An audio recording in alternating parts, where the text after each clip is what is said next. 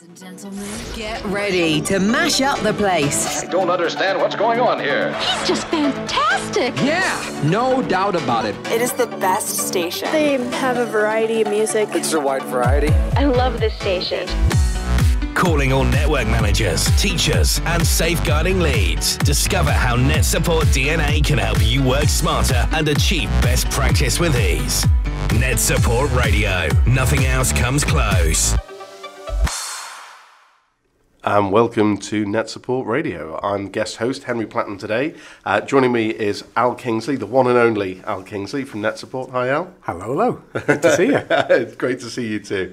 And always fantastic to be here on Net Support Radio. One of the things I'd like to dive straight into, Al, is that we know, and everyone working within education and working with education knows that time and money are two of the things which are in drastically short supply in education, and just frightening levels. One of the things which I've always been impressed with when looking at the Net Support range of products and services that you have is how Net Support DNA can actually help in terms of both of those two pressures, time and money, for schools and for network managers and leaders. For those people who are listening in who may not have come across Net Support DNA before, and if so, where have they been? But if they haven't come across it, do you want to give a bit of a summary just about what it is and what it offers to schools? Yeah, I mean, high level, exactly right. We know what the situation, the landscape is in education. Many of us work in education alongside our commercial roles. And there are some common strands, and time and money absolutely are integral and often fundamentally linked. So the Net Support suite, which has evolved over 30 years, and it's very much in response to what we see in the changing landscape in terms of school IT, really sits in three kind of hoppers.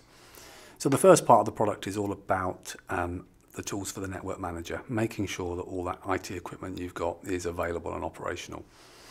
And there's some cost savings in there too. So knowing what machines you've got, discovering them, identifying what hardware you've got, whether it can be upgraded or not, what software's installed across the network, how many licenses you're renewing each year that maybe you don't need. And of course, to do that, you need to know usage. So Head of Humanities says, I need these licenses renewing this year, to be able to say, actually, those licenses you've got haven't been used for the last 6 months. Maybe we could spend the money more wisely. So metering of application usage and so on. Alerting in advance when there are issues on the network. So again, making sure the device and technology are available to staff. And this is back office as well as front office, in terms of the whole IT estate across the school. Being able to deploy out updates, remote control machines to support them. All about managing what you've got and getting the most out of what you've got. And we always have that conversation about schools looking to invest in more technology. And the starting point is always, well, can you evidence the impact of the kit you've already got? It's much easier and much more reassuring to invest in more of something if you know what you've already got is having that kind of impact. So that's kind of hopper number one. The second part, Net Support School, is all about classroom instructional technology. It used to start with the very basics of seeing screens, blocking keyboards, eyes to the front of the class, children, and so on. And now it's much more about assessment, collaboration in the classroom. Not only sharing screens, shepherding, time again, making sure all the kids' machines are logged in at the start of the lesson, automatically launching an application or taking children to a website. Doing quick plenary testing, Q&A, basketball questioning, surveys, tests, peer assessment, allowing children to actually work together collaboratively, creating journals of learning, so all the content the teacher shares in a lesson the child can take away. Really about making and shaping that bit, and part of it's linked to teacher confidence, having a tool that means they know they can shepherd the children and get the most out of the tech within the classroom. And then the third bit, the inevitable bit, because we all have that obligation really, is if you've got all this technology and you're using it effectively in the classroom, you also want to make sure the children are safe when they're using it online. So the third part of the jigsaw puzzle is that safeguarding side of things. And so for us, we're very heavily involved in tools that help safeguard children, apply contextual intelligence, really taking it to the next level in terms of the technology that we do. Being those eyes and ears, but putting into context, who the child is, whether they're a vulnerable child, how many times they've searched for keywords against a particular topic, and identifying those children that might be at risk, whether it be of online grooming, radicalisation, and whatever it might be. You bring them together and you have a single footprint that does all those different bits. And of course, if you have that grip, you can actually save more money in terms of the savings on your school network, not wasting money on licenses, power and all the rest of it, far more than it actually cost you. And it's priced, obviously, to be education affordable. And it's fantastic to hear you talk about the breadth of the services there, but there are certain sort of key points that you're talking about, and you're obviously the history of net support, and you've been going for over 30 years, but also that confidence for the educators, that contextualized solution for the educators, and that kind of evolution that's continually going. I know comes back to the strong ethos that you have around customer engagement and listening and working with educators, not just as a leader, within industry, but as you say, with your role, with MATs and governorship in schools and working closely with teachers.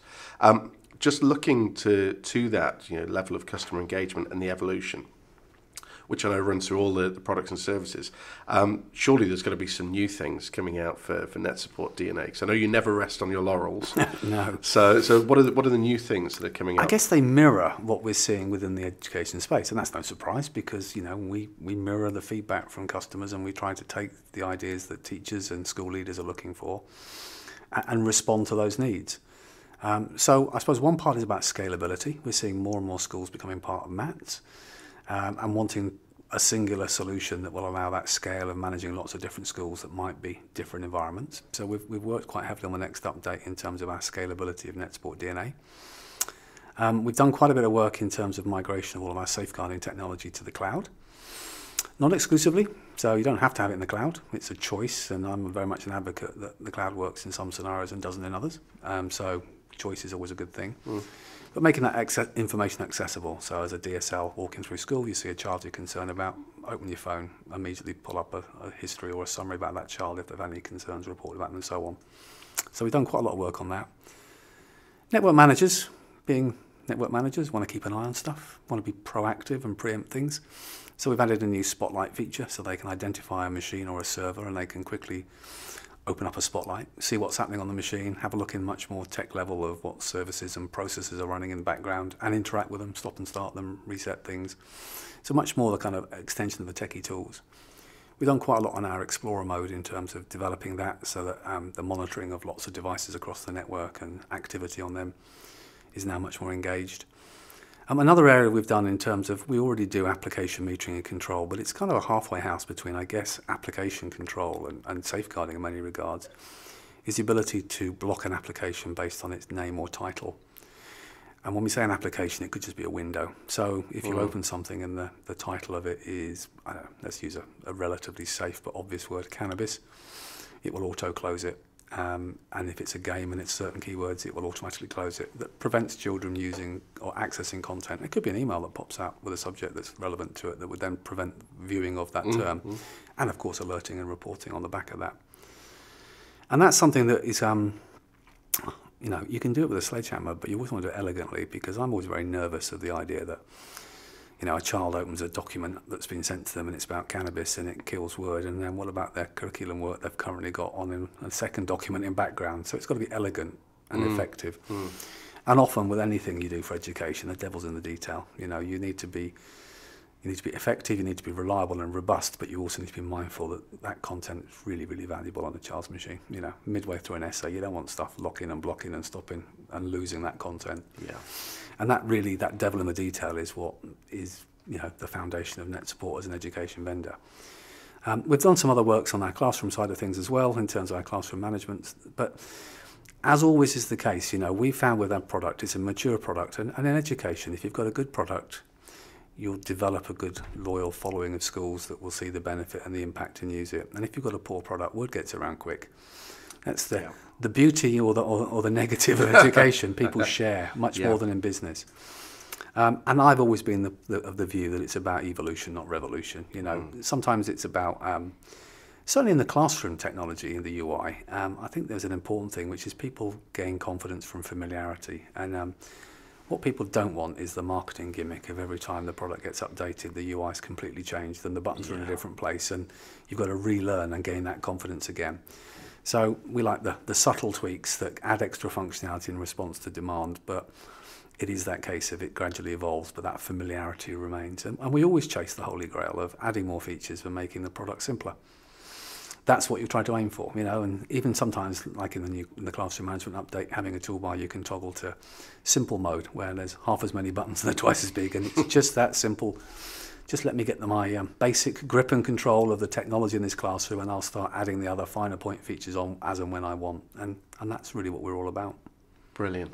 As a leader in safeguarding, and you talked on the importance of safeguarding being brought in even more and embedded across the suite of net support products as opposed to just being one standalone solution, which I completely agree that's exactly the right model to do, is look at how it's a thread between everything. I know you've incorporated some excellent opportunities to empower students, things like the report a concern tool, and to raise any issues that students have. Are there any other new specific features around safeguarding which you're looking at adding? I think it's an evolutionary process. I mean, the biggest change for us in our updates at the beginning of this year was to introduce the new contextual intelligence, the CI engine, into the product. And that's taking lots and lots of assumptions to present to DSLs and senior leaders a child that's deemed to be at risk. And it's making the assumptions that we would expect a member of staff to make, knowing the context and background of a child and the behaviour and activities. And that constantly involves. What I'm really conscious of when it comes to safeguarding is there is a real balance between, if you want to have a database of 20,000 words that trigger every time a child simply types a word similar to it, you create a storm of emails or alerts. And as always, you've got somebody who's got to have the time to manage and monitor and review those. And there's always the risk that it becomes more harmful than not, because you either end up with people just not looking at it because it's too onerous, or you can't see the wood from the trees, and those important ones that might link to suicide or self-harm or something else don't get seen today when they need to be. So again, like a lot of these things, part of the optimization of what we've been doing with the product is to really say, look, we'll take all this data, but we'll make you aware of the stuff you need to be aware of. And the rest we'll put into context and present whenever you want to access it in a format where it's not lost, it's there, but you don't need to be bombarded with messages all the time. All the terms, if appropriate, in the right context, are of concern. But clearly a child who's looking at self-harming or suicide, we need to know about today. There may be a trending theme with girls in year 11 that lots of the topics relate to body image that might prompt an assembly or some other topic, but perhaps you don't need to know tonight. And so that's that kind of element. And it's all this kind of focus about recognising the challenges. Some schools, which again, you have to look at in terms of where funding's spent, are paying third parties to monitor their keyword filtering and let them know. But they don't know the children and the context, so they're taking a black and white assumption. Why pay for that kind of service when a tool can make the basic assumptions, the black and white assumptions, if you like, with the historical context, and then put that in front of the qualified individual to make the final judgment? And so, sometimes you can actually save money by preventing schools needing to go off and use and pay for additional complementary services. Completely. The portability is important for me. I kind of always feel that, safeguarding data is precious. You don't always want it to go in the cloud, but obviously if it's in the cloud, you'd expect it to be a reputable vendor that's got the right security and all the right tools in place. But actually, the truth of it is, its value is about how accessible it is to you. And if you don't find something accessible, you just won't use it.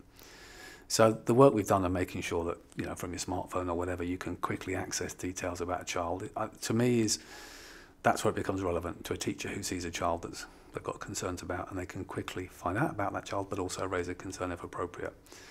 Streamlining and simplifying is really at the heart of what we're doing at the moment. And that immediacy and that simplification, it just harps back to all the requirements that schools have under keeping children safe in education, and now looking at the requirements around serious violence, looking at contextual safeguarding as well. So it's wonderful to see the embodiment and the living embodiment to then again save schools that time and relieve that pressure. It was reassuring as well. I mean, we've spent a lot of time working with schools, and for the turn of the year to bring out our contextual intelligence and then seeing Kixi a reference to the context, it's kind of like, yeah, we're right. This is the way to go. It makes sense on any level. And the fact that nobody else does that is kind of like, well, maybe others will follow. Obviously from our point of view, we always want to be able to do it the best we possibly can. Yeah. But the real test is, and regrettably it happens fairly regularly, is schools contacting us and saying, you know what, you picked up on something there for a child that we were really concerned about, and we're so glad that we have the solution in place. Yeah. You kind of hope nobody has those kind of children in those circumstances, but we know the reality is they do, and if the product helps, then the brand is irrelevant, frankly. Yeah, and to know that safety net exists. Absolutely. To help the educators and the children, is one of the most precious things, and also one of the most rewarding aspects, I'm sure, of your work. Absolutely. I mean, safeguarding's at the heart of stuff, and we've discussed before. I have my role at NetSupport, but I chair a MAP. I'm involved in a number of schools at governance level. I chair an SEND board.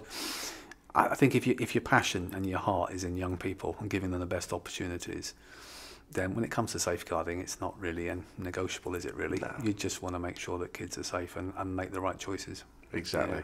Yeah. And in terms of the recognition that NetSupport receive with regards to that, I know whenever coming into NetSupport Radio and NetSupport Towers, the ever groaning trophy cabinet that you have always seems to have extra additions and new bits of silverware. In fact, I'm sure you have more silverware than Buckingham Palace. Wow. Can we just pause at this point? Because NetSupport Towers, silverware, Buckingham Palace, there is a risk for listeners that they may have a false perception of our organisation. I'm very proud of our offices, mind you. We have lovely facilities here, and we are very proud of them. But there are no towers. No. However, we're right, and we're proud of it because we put a lot of work and effort into it. We do get recognised around the world for what we do, like many other people do for different reasons. And that's part of validating that we're doing the right things. It's easy to follow your own path, but if you don't get that validation, if you don't actually deliver, and education's a perfect example. There are so many products that people come out with for education and say this is what schools need, and it's like you haven't asked them. It's not what schools need, and I think you've got to develop. It's all about one of the biggest strands in all aspects of education. I think is about co-production. It's about making sure that you are producing, working with those that will use, shaping with those that will use. Otherwise, you're just missing the point. And for us, in the education space, for a technology vendor, to be around 30 years is unusual. There are others have done it, so I don't claim to be unique, but we're really proud that we've done it for 30 years. And we're up 300 plus awards that we've got, and it grows, and I'm really proud of that. It reflects the skill and capabilities of all the people that work in NetSupport. And also the support and help of so many in the education community that came up with a lot of the ideas and have tested with us and worked with us to do it. And here's to another 30, although I might not see out the next 30. But hey-ho, we can keep our fingers crossed, can't we? Definitely. Yeah. Excellent. Well, Al, thank you so much indeed for your time today. For those of you who've listened in, obviously, please don't forget to subscribe. And if you haven't already, please check it out at netsupportsoftware.com/radio. Al, thank you very much indeed for your time. My pleasure. Thank you, Henry. It's a special birthday year for us. 30 years of award-winning school IT management solutions. Happy birthday, NetSupport Software.